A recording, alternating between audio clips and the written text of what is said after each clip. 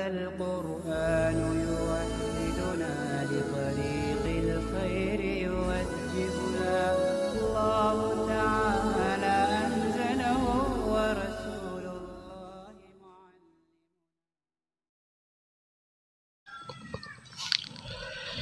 بسم اللہ الرحمن الرحیم۔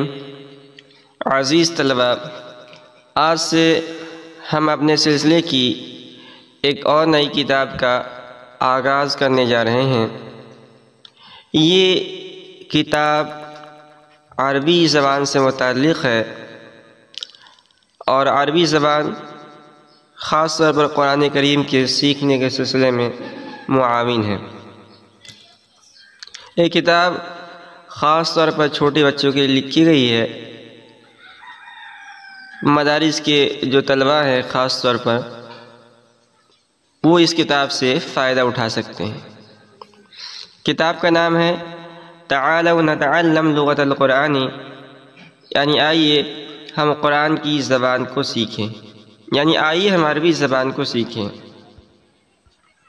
کتاب کے جو مصنف ہیں ان کا نام ہے محمد اسد اللہ الآسامی، اور یہ دارالعلوم دیوبند کے استاد ہیں۔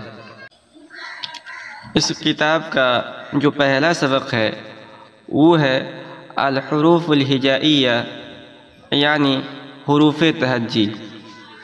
ہر زبان کے وہ مفردات جن سے مرکبات بنتے ہیں ان کو حروف تہجی کہا جاتا ہے۔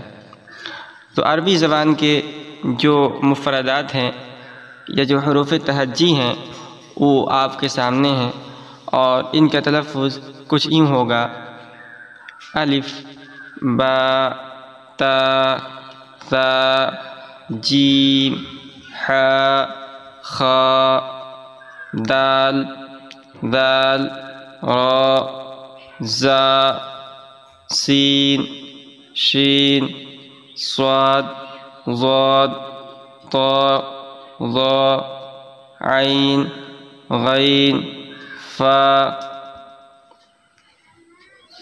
قاف، کاف، لام، میم، نون، واو، ہا، لام الف، حمزہ، یا۔